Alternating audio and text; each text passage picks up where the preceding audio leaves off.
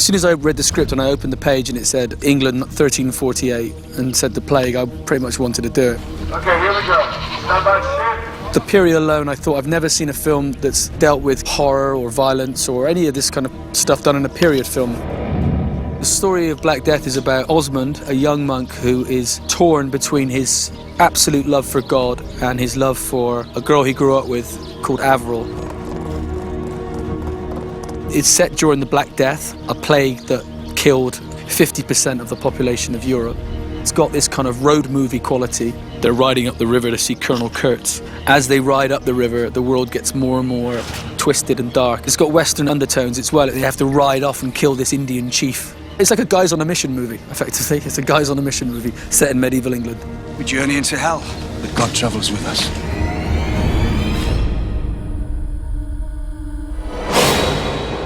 I am Ulrich, envoy to the bishop. What I say now does not leave these walls.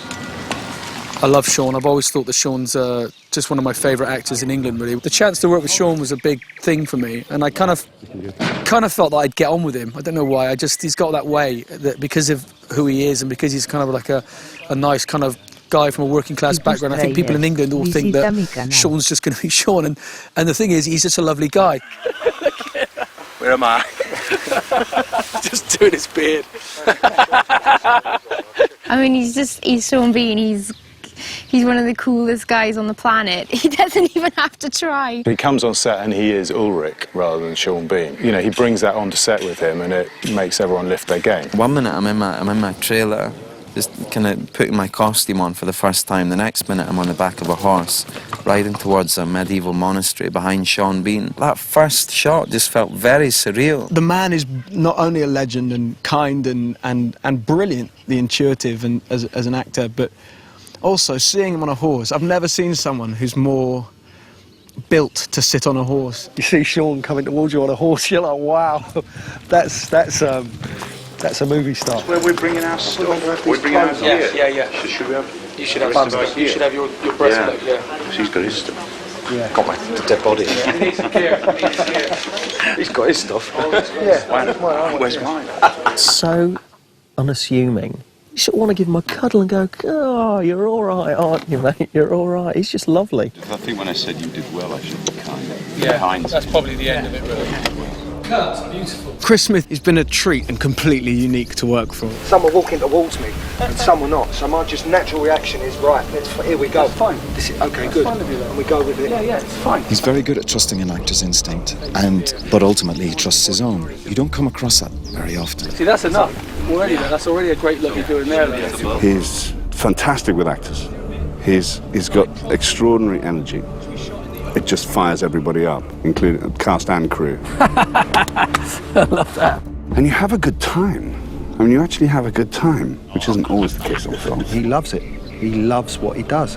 When a scene goes right, he literally guffaws. Sometimes a la sort of Terry Gilliam, you know. Whenever you get a laugh from Chris, however dramatic the scene is meant to be, you know it's a good sign. Genius. That is brilliant. He's so full of energy and he's got his story and his characters down pat. It's exciting to see somebody who so loves this world that he has created. Because we thought you were Mr. Pious. He keeps coming up every day with new stuff, new ways to take the framework of the films and take it, that much further. He's got the most extraordinary imagination. He's just such a lovable character. I mean, there's no way that you can not like him. And he's very, very honest. Can I go this way? You feel immediately when he's not really happy. And when he's really happy, you're immediately his favourite and he will tell everybody else, So you want to do it good as well for him, to see this goofy face just light up. I love her. Cut, great. I throw myself in at the deep end with them. I love actors. I get stuck in. It was a little move off and it went off the shore and you get that and you come back, it's beautiful. But I might come up to you and go, let's try this. And you'll go, oh, I'll try it. And then halfway through trying it, I'll go, that's rubbish, don't do that, do it your way. If you see that as a strength, then we're perfect for each other. If you see that as a weakness, that I'm kind of free form and I find something in the scene, or halfway through a take, I'll see an actor doing something and then change the whole scene so that it's about that now. If you like working like that, then and as I think most actors do, then you're fine. If you don't, then we'll have problems. Cut, posting, cut the camera, cut. He just says exactly what he thinks. If he loves something, he's like, yeah, it's brilliant, I love it. And if he doesn't, it's like, nah, it's rubbish. Do it again. You just kind of know where you are. And then you have a little look, a little butchers, and then you walk off. You know, he's a bit of a lad, and or so it seems to be. I don't think he is. I think he's an artist, a real artist. You know, he's really on the ball with every character and how the story is developing. You look round, you read the instruction there, and then I'll bring them all in. He also has that sense of reality and that pragmatism, which he brings to us and to the characters and makes us look good. Seeing the men behind in formation and then bring them in, and that's a separate story. What's he shouting? David Lean, amazing. More like Russ Mayer. And Eddie? That's the one. That's it. Nice one. Isn't he the coolest director? Look at him. That is the Chris Smith experience. Action! The stuntmen were fantastic. It's so funny, you know, it's like little boys saying, do you want to go and...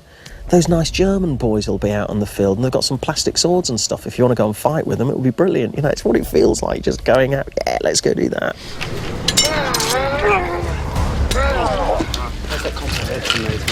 Best, yeah? Okay. And in essence, it's boys with toys, you know. One of the reasons you want to become an actor is to car chases and kissing girls and things like that, you know, and battle scenes is one of them. When throwing stuntmen over you and you feel like Superman, you know. Brilliant, brilliant. And I like fighting to feel dirty and real, and so I thought, okay, providing it's got this energy and speed, and as long as the actors can really go for it with swords, let's try and make it really dirty and really full on. If you're swinging swords and bashing people out the way with your shield, and you can really go for it, it's a really liberating experience, you know. You can hear it behind, you know, it's brutal and real. I don't know what's going on, but it sounds good. And we just come straight round onto Sean, catching him mid-fight. The actors really were up for it. The idea being that you do a slow version, a safe version with the actors, and then you'd put the stuntmen in the actors' clothes and you'd turn it up by 20 degrees. We didn't need to, because the boys really went for it. You get people running in and out, they don't know what they're doing, there's swords flashing everywhere, boots flying, fists flying. It is mayhem, and it is confusion, and it is horrific. I don't think I've seen fights done as well as that, and I've worked on a lot of films, like Troy and Lord of the Rings, but I've never seen a director use the time he has available to create such wonderful fights. Probably some of the best fights I've ever seen. You know, he's coming down full on at you, but it makes it so exciting to do it, you know, because it's real. It feels as real as you're going to get. Hit him, Andy. Yeah, go on. I think Chris has probably seen quite a lot of fights in his life at probably at Ashton Gate, Bristol City's ground. We give you a bit of a spray and then pull your bloody knife out after they've stuck blood on it. So he's got that kind of realism, you know, and that. But the way he shot those fights was incredible. That's so going to make it in the film. We're doing a film called Black Death, directed by Christopher Smith, set in England in 1348. It's all very British, but actually, technically, this is a 100% German film. This is my second time making a film in Germany. I first worked in Germany. I did 3 weeks of Creep in Germany. I just loved the crews. In Germany, whether you are the chef, the electricians, you know, any of the departments, they're all filmmakers. And you really feel that in Germany. You feel like everyone's a filmmaker. I've been blown away. The crew have been fantastic across the board. Yeah. Because it has been like the grave and being buried, and it was kind of really difficult. It was the middle of the night, it was freezing. But it was great. It was great because the crew were great and it was fun, and it was actually really fun. When you've got such a great crew, you kind of don't mind because you know they're going to look after you.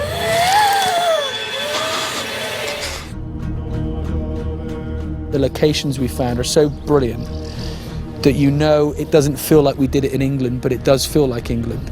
It feels like we've managed to transport you to a medieval world where it feels real, and it's because of the whole thing that we've created by being in Saxon-Anhalt. Oh, it's been wonderful working over here. The landscapes and the locations we've been to have been fantastic. Action. This film, almost right the way through from day one, we have shot chronologically in story terms. I mean, that's really, really unusual. We're just kind of discovering who we are and what we're facing.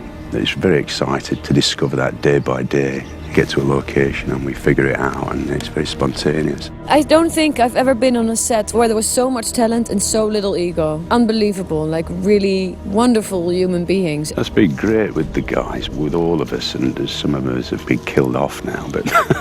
They were just such sweet, loving and caring and interesting and funny men.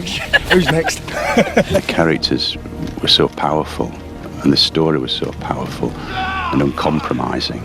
It is part horror film. It is part historical epic. It's an exciting adventure story. It's also a pretty frightening and scary story. It just draws you in more and more into a fairly dark place. It deals with the moral issues of religion and faith. How does a guy turn from just having a love of God into someone who could be a killer for God? Everyone goes through this horror and tries to stay alive. It's without doubt twisted and deviant and sick, and I'm loving it. People are going to jump out of their seats. People are going to be scared. There's blood, there's violence, there's all of those beats that people who want to see a Chris Smith movie will see. But on top of that, they're going to get a really interesting story that has relevance to today, and people will come out of the film going, wow, what have I just seen? Famous last words.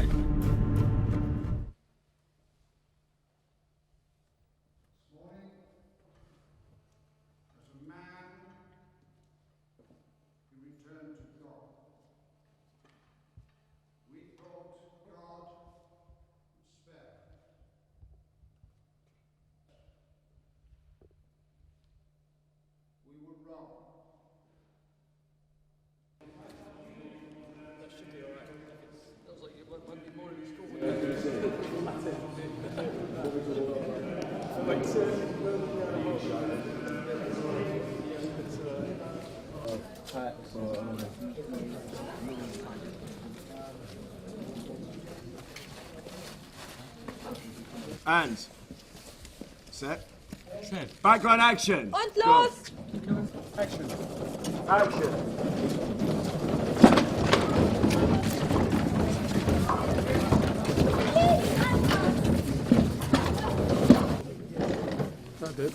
Good. Well done. Yeah, that's it.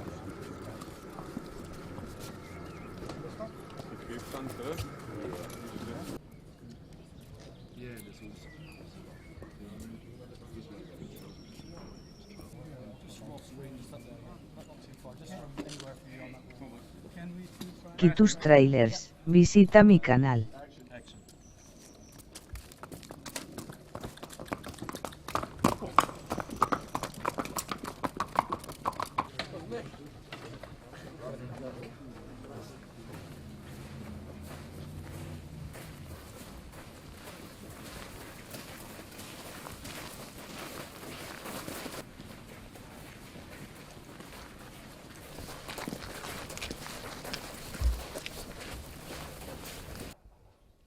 So this is the order. It's that open, and the camera that was the over shoulder during the conversation with the abbot becomes a kind of wide intro as the abbot pulls in, and the shot that was on the abbot this way becomes the abbot single as he watches.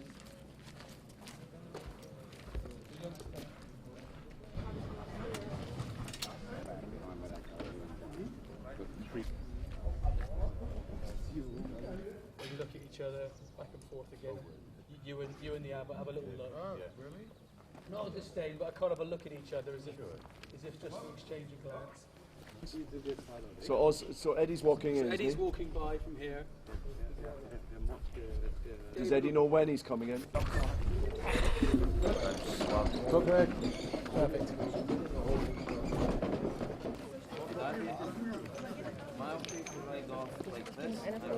Turn over cameras. Sound rolling. And background action. Horses.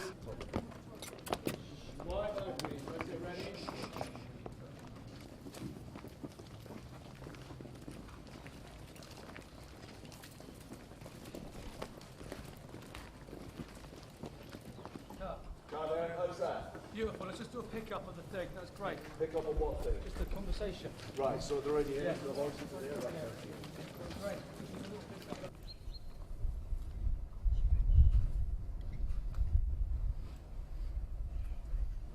Everyone but his two. Will they? Yeah, we'll be able to by the time he gets here.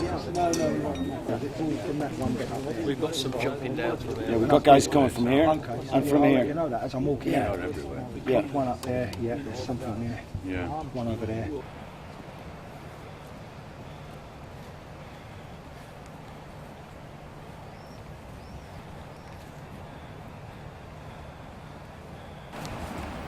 Good, cut. All right, beautiful.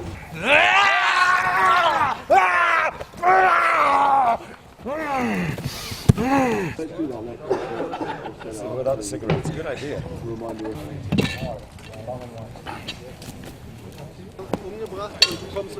Kan ik van hier dat ik fiets in de wet? Oké.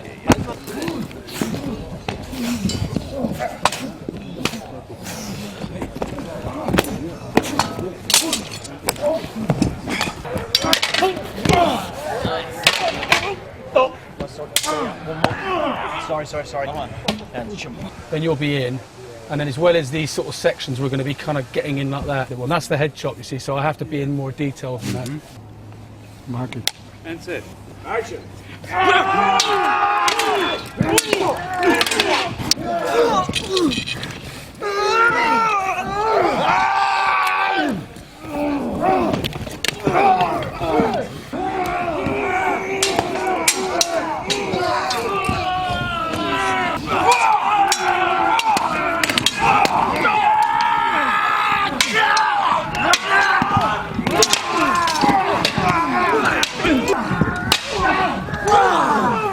Yeah! Guys, everybody all right? Brilliant!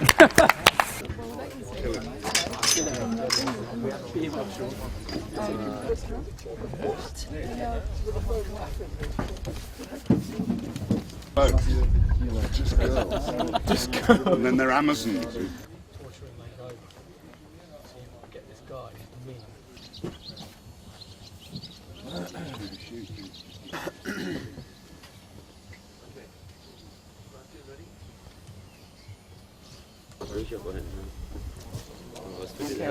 Thank you, Eben. Good. That's very good.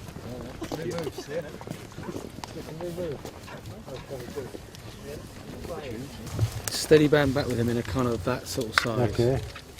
Back. That. And then you come through. Yeah. Like that.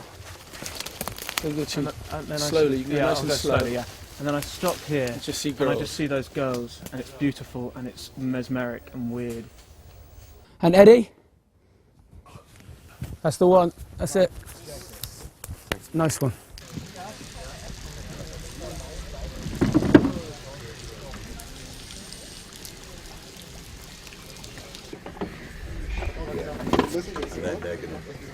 Then the tension's going to come. After you've finished, what's your last? God is restored. No,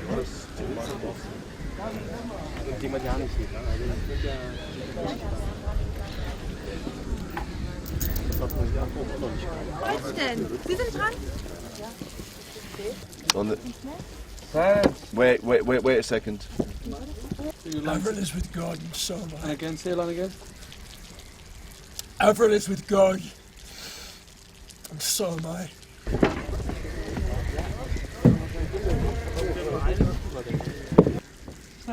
Action. Bring out the horses.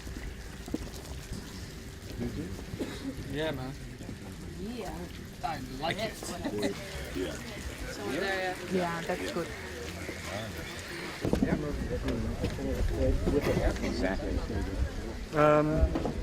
Robert? Ja.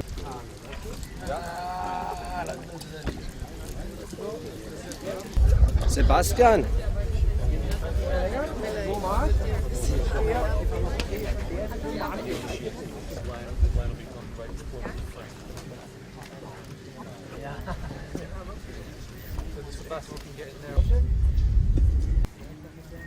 Roll it. Turn over. Jawohl, Chef. So they just do it quickly. All right, let's do it.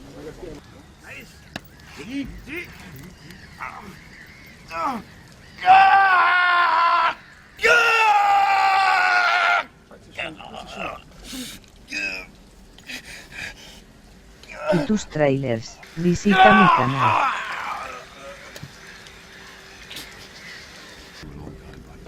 I don't listen to Don't Worry then, do I? Or we listen to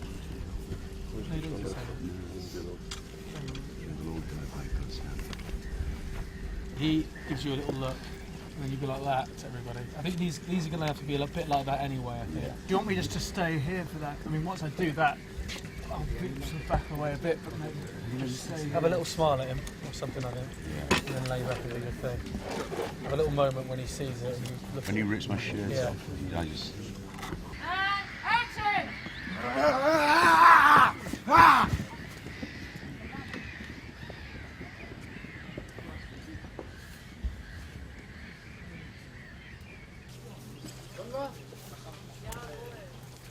So, dann schmeißen wir die weiter mal wieder an. Well, the only problem is I did look up when I was going. I begged you, like, you know, I was going back. I begged you. But you can play that.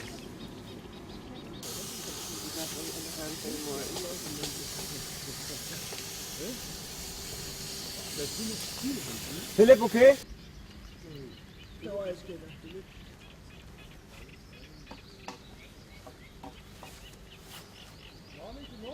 Das ist doch kein 110er drin. 110er da gesagt. Jetzt nochmal durchspulen. Kann mal durchspulen. Kann ich nicht 2-2 nehmen wird. Bring it back! Please, I'm begging you, just bring her back!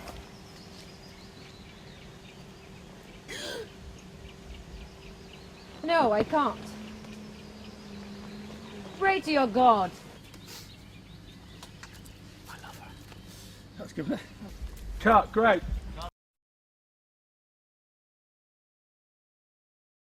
The story of Black Death is about Osmond, played by Eddie Redmayne, who is a young monk who is torn between his absolute love for God and his love for a girl he grew up with called Avril, who's the love of his life, who he regularly visits when he's manages to sneak out of the monastery. And it's set during the Black Death in 1348, a plague that killed 50% of the population of Europe. And it's a story about the young monk who is torn between leaving and running away with the girl, because he knows that she has to leave the village because she'll die. So he tells her to go and hide in the forest, and he'll do his best to come and meet her. But we know that because of his commitment to God and his people, he probably won't be able to do that until at least he's helped the people who lives near the village. He goes back, he prays to God for a sign, and God sends him Ulrich, played by Sean Bean, and a merry band of men who Osmond thinks are going off to investigate a village where there's no plague. And it happens that this village they're riding to is in the same forest that he's just sent Avril to go to. So he decides that that's his sign from God, and that it's okay for him to leave the monastery. So he decides to leave the monastery and go and meet his girl. On the way, he realizes that in actual fact, the men are not on a mercy mission. They're on a mission to kill a necromancer, and they know more than they've let on. And there's a demon in Dentwich Forest, and she's there, obviously near that demon. And the movie is about, will he get to Avril before she's killed, and what will happen when he gets to the village. And so it's got this kind of road movie quality, where on the way, as you're traveling towards the forest, you get to know the men, and you start to worry what's going to happen to Avril, what's going to happen to him, and you get to love the characters, hopefully. And so it's like a guys on a mission movie, effectively. It's a guys on a mission movie set in medieval England.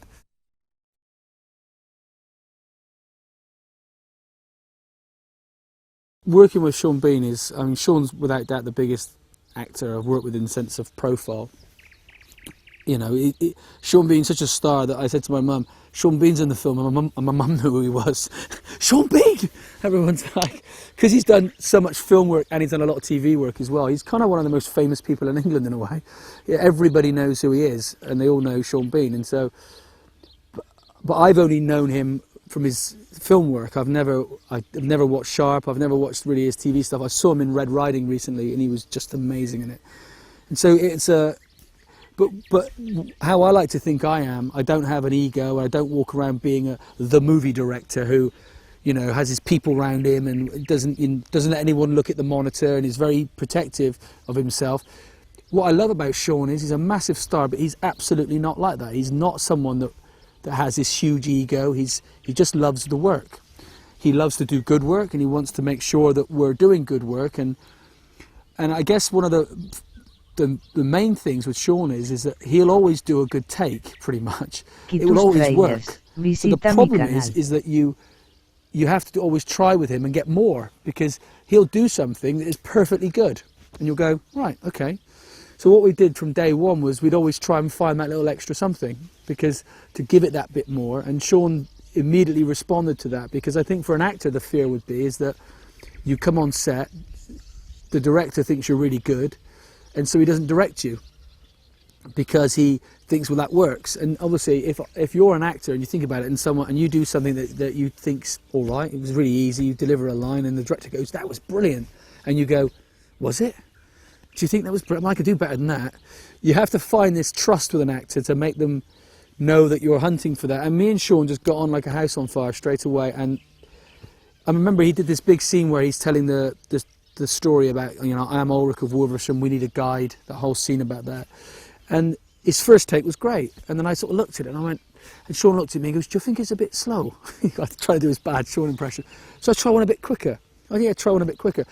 He tries one a bit quicker. And I went, oh, I think there's something in between. And then eventually we find this lovely level. But it worked when it was slow, and it worked when it was fast, and it worked in the middle.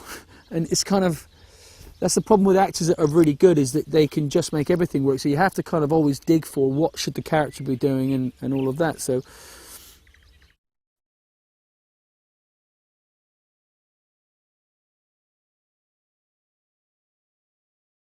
if you were to build a set, and I know some people are just saying I'm talking complete crap now, but when you build a set, I don't think you feel it. You don't know when you're on thing. I'm sure the audience don't know, but I don't think the actors feel it the same as if you were to walk them down into a medieval dungeon and tie them to a medieval wall where there used to be torture and stuff. And I think there's something is in those walls that gives it something else. I love location shooting because I love the accidents that happen. I love the fact that it suddenly rains, or I love the fact that an ant's nest is found, because if you're the sort of person like I am that likes to work organically, I mean, I recently heard that Woody Allen doesn't do any shot lists, and he just goes on set with the actors, blocks it, acts it and films it. And kind of think that providing you're one of those people that can think like that, which I like to do, it means that you turn up at a place, you find there's a beautiful marsh, and you suddenly decide on the spot, let's walk them through the marsh. I like that, and I think that gives the film this kind of quality that I think we've absolutely captured on this, which is this, again, it pulls it away from the over-produced, over-everything costume drama that can be great but can also be really boring. This film won't be like that, and I think it will work for an audience because of the fact that the locations we found are so brilliant that, you know, it doesn't feel like we did it in England, but it does feel like England. It feels like we've managed to transport you to a medieval world where it feels real, and it's because of the camera style, the acting, and, you know, the whole thing that we've created by being in Saxon-Anhalt.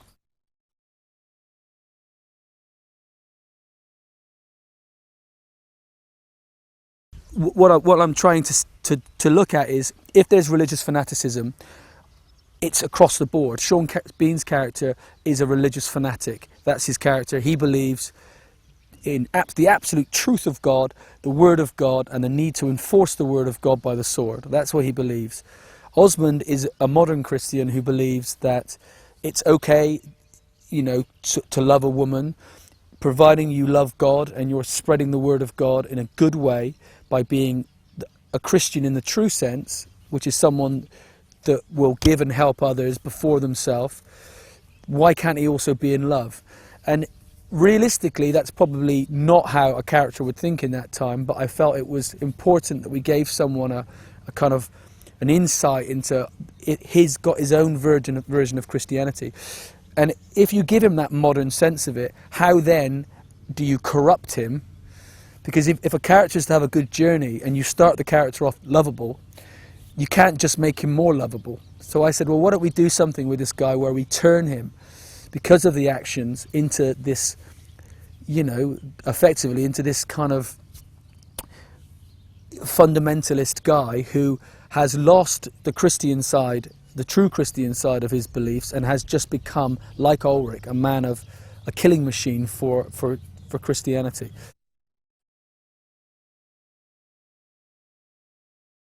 When you just read the title, Black Death, when I was a kid, I spent many bored hours in history lessons, but when you open up, you know, your picture book reading about Black Death, the interest immediately arises, and it's like you remember everything about it. You remember this very evocative period, and where there was death all around and poverty and a completely different world, one that we don't really have any experience of. And yeah, it's fascinating, and I think, well, I certainly hope that the audience for this film will feel the same thing. You know, I think all kids love that. You know, what's a bubo? What is the Black Death? You know, rats, filth. It's great. It's good stuff.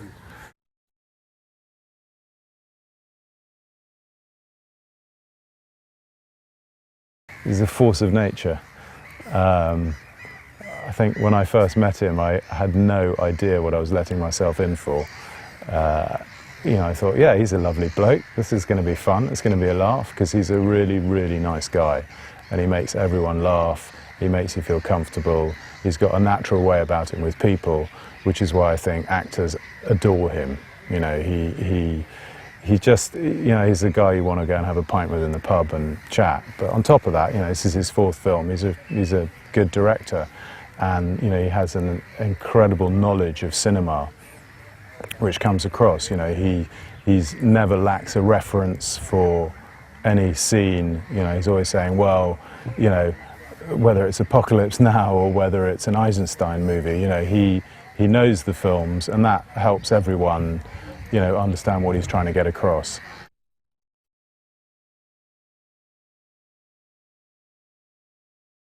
Sean Bean has been a fantastic supporter of the film since the very beginning.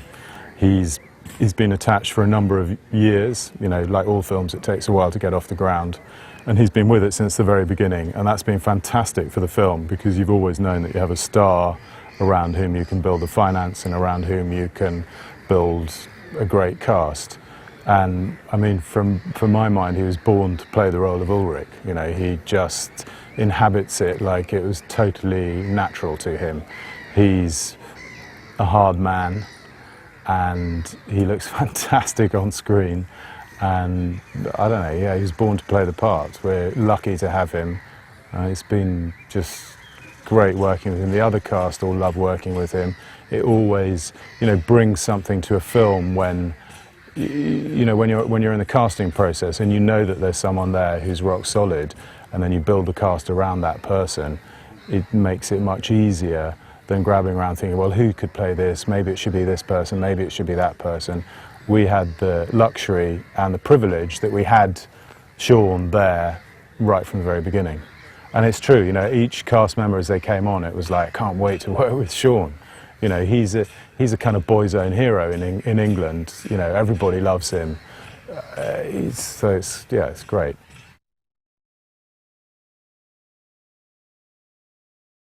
What attracted me to the script is that, on the one hand, it's an exciting adventure story. It's also a pretty frightening and scary story, but nothing in it is gratuitous. It's actually intelligent, and it just draws you in more and more. And I love, because we've shot the film continuously, I also loved the fact, while we're making it, that knowing the script, I knew, God, the audience don't even half know what's still in store for them. And I hope that will also be felt on the screen. But the fact that this thing was just moving to a fairly dark place, and it made sense moving to that place, and it was exciting and scary and sometimes beautiful and sometimes funny moving to that place. Don't often have scripts that do that.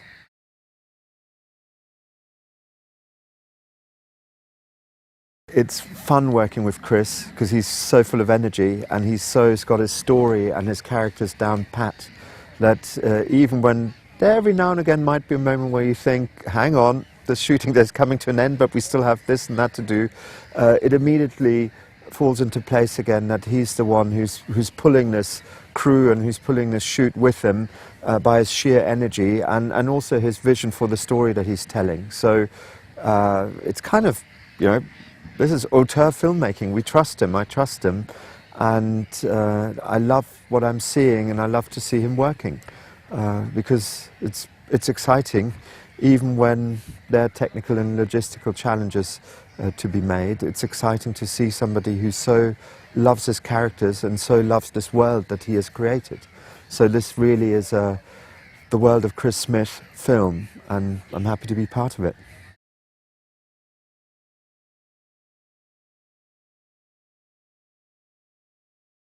Well, on the one hand, Black Death is an entertaining, scary, beautiful, frightening journey through a medieval time that was quite intense. The plague was ravaging Europe, people were dying, and it was also a time full of superstition and fanaticism. And it's that fanaticism that, if you look closely, we can very easily discover in our present world as well. You know, some of the characters in Black Death actually remind me of Donald Rumsfeld, leading us all not to a secret village in medieval Saxony-Anhalt, but actually into Iraq with similar arguments, like we're on a journey of the righteous, we're battling the axis of evil. There's a lot of that in our 1348 Black Death, and I think the extremism, the fanaticism of people who are utterly convinced by the validity of their position just hasn't changed, which is frightening enough in itself.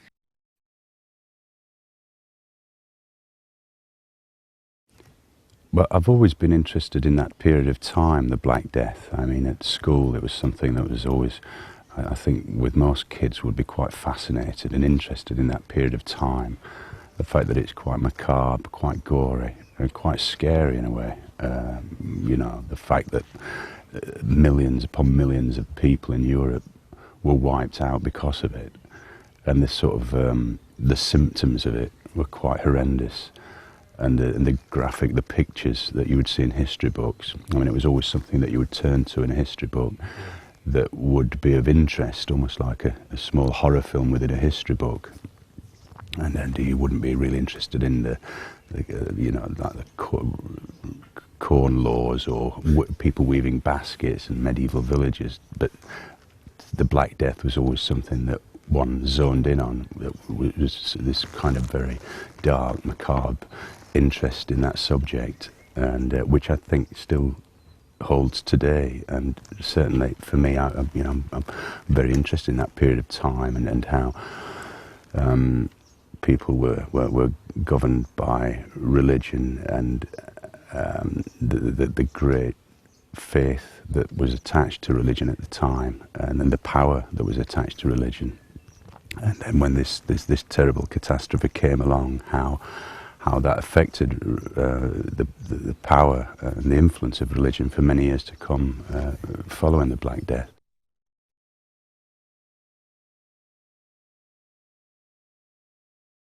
I was always quite fascinated by the script because it deals with the moral issues of religion and faith, and the moral dilemma of what to believe in when there is such tragedy and chaos and mayhem, and almost a hell on earth. And the choice was very limited. I mean, you either believed or you didn't believe. If you didn't believe, you were treading on very thin ice from all different quarters. But I mean, certainly from the script, that's why I was attracted to the script, because it wasn't just a horror story. It wasn't about people being burned and witches being burned and bats flying around and just horror for the sake of horror. It's actually interspersed, and the whole structure is based around the dilemma of religion and how far one goes to protect oneself from these horrors by your belief.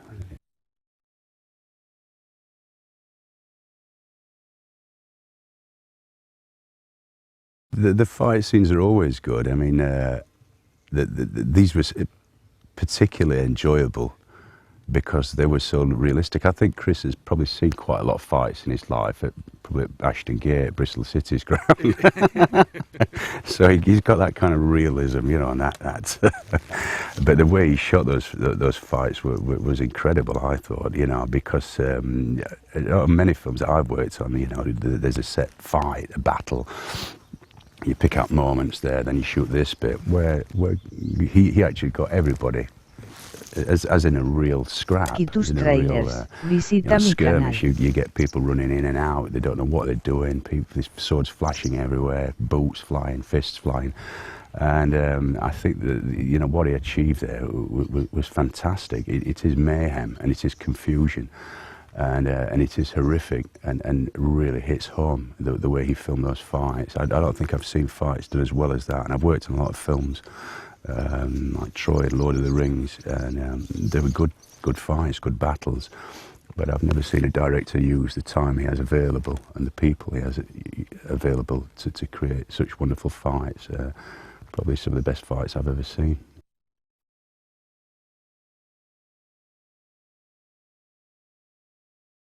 Oh, it's been wonderful working over here. I mean, the landscapes and the locations we've been to have been fantastic. And in Saxon-Anhalt, you know, we had such support and generosity from the people and the communities, and it was a real joy just to be working with that kind of support. You know, I think it would be difficult to work anywhere else or to be able to achieve what we have done elsewhere, because I mean, just the sheer the buildings that are here, the forests. I mean, it's a perfect location for making a film like this.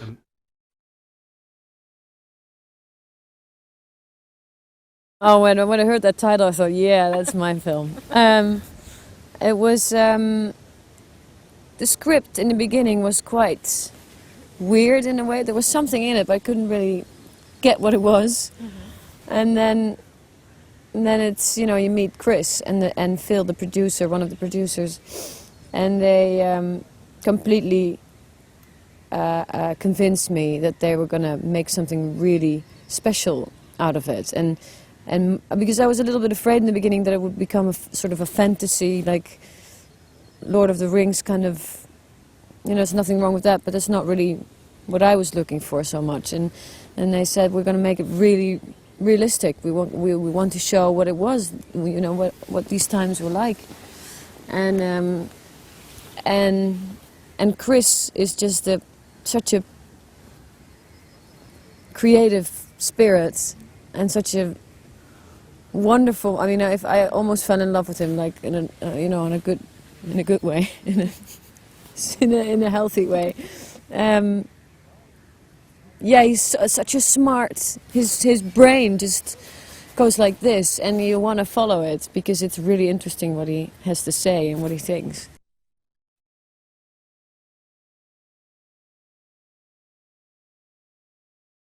Germany is a much more beautiful country than I expected, because I only knew Berlin and Munich.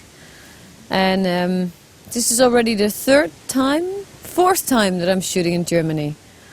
And all of them were really, really great projects. I did already 3 projects with the German producer Jens Meurer. And yeah, I really like to shoot here because it's close to home. It's similar, but it's more I mean, there's more green, there's more space. And yeah, it has really, really beautiful we had great locations. I don't know where they got them from, how they found them, but it's really good, yeah.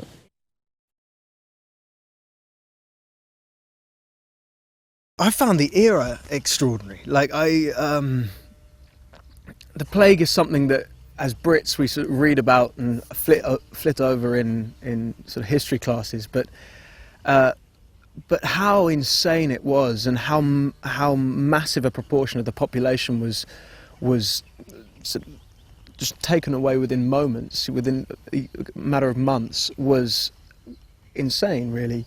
And so I thought the period itself was fascinating. I also thought what those apocalyptic moments, or when the world is in a point of change, what that does to people, makes them question their faith, everything they knew to be real, relationships and all that. And actually it's just about brutal survival, which is what the film is. That sort of interested me, and the idea of a sort of genre adventure within that context was I don't know, the little boy in me got excited about that. Even though I didn't get to be one of the real soldiers, and have all the fun fights, I got to witness all that and ponce around in a monk's outfit. So.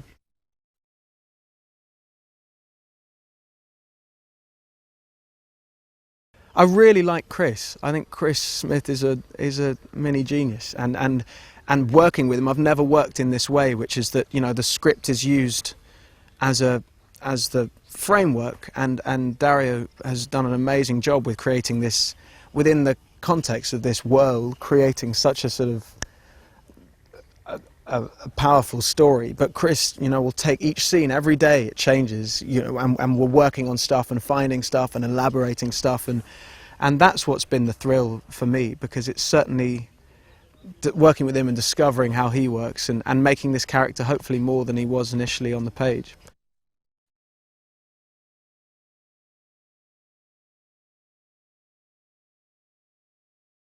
This is my first time in Germany ever. My first time in Berlin was the costume fitting. I've been blown away. I really have. The crew have been fantastic. Sebastian, the DP, is, brilliant, absolutely brilliant, and a treat to work with. But across the board, the crew have been wonderful, and the locations, have been sensational. And this part of Germany was never somewhere that I couldn't even tell you what I thought it looked like, and the variety of stuff within this region has been really wonderful to see, and yeah, I would love to work here again. I hope, touch wood, it's got such a booming industry at the moment that maybe there will be another opportunity, yeah, no, it's been great.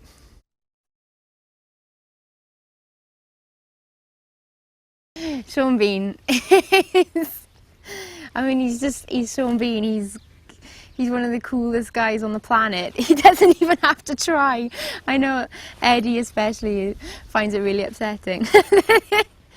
That Sean's just cool, and he's just, and he just doesn't have to say much, and you get what he's thinking, and he's just, I know, I love it. It's great. It's really nice to see a kind of strong, silent type. Y tus trailers. Visita mi canal.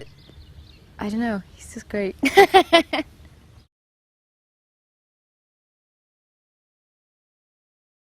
The first shot, the first time I was on set, it was a shot with Sean, and it was our entrance into the film, and I don't have a lot of horse riding experience, and that's something I was honest about, before the film. I'd had maybe an hour's lesson, and one minute I'm in my trailer, just kind of putting my costume on for the first time. The next minute I'm on the back of a horse, riding towards a medieval monastery behind Sean Bean. It was just very surreal. I've kind of got to know him now, but before the film started, he's a household name and someone I've grown up watching. So it felt, that first shot just felt very surreal. Just one, to be dressed, to be living in 1348, two, to be on the back of a horse, and three, to be on the back of a horse behind Sean Bean. Sean Bean and a horse just seems to work so well, so I was just kind of hoping that I pulled it off.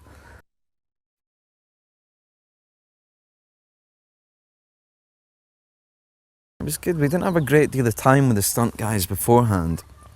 They kind of showed us the basics. We got to choose our weapons, which was wonderful. We weren't just given, it wasn't like, here's your sword and your shield. We got to select and discuss what we think our characters would be armed with. And so, yeah, we literally spent an hour or two with the stunt guys working out basic moves, And we got onto the set, and I was kind of expecting, I thought we were going to have to kind of workshop it on set and figure it all out for ourselves or with the stuntmen, but they had it all organised, every single move. They knew what we were capable of as actors. And yeah, they really pushed us as well, which I like, you know. They wanted us to look good up there and look like the real thing. And it was just a lot of fun.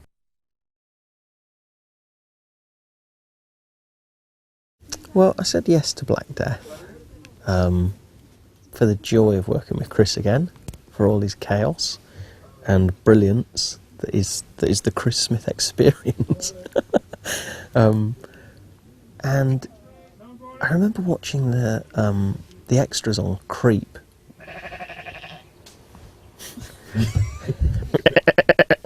Watch the extras on Creep. And everyone was saying, God, he's so enthusiastic and lovely and he's just great. And then I was going on to do Severance after that, and I'd watched those extras and thought, oh, I bet I hate him. I bet I really think he's terrible.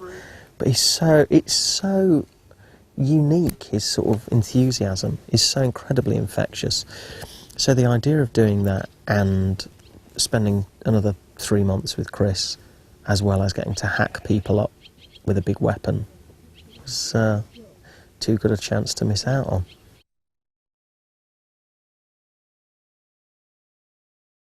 We all entered a world on this in a way unknown. We all had conceptions about what the Middle Ages were like,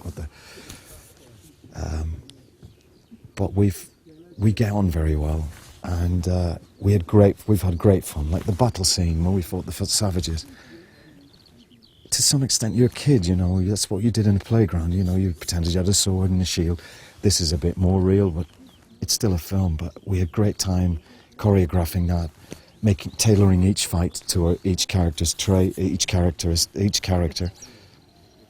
and we all get on very well. And that's a lot to do with the template that Chris has laid down. You know, I think really, nobody's special, nobody's different. We all have a voice. We all get on, and we all try and get it done, you know.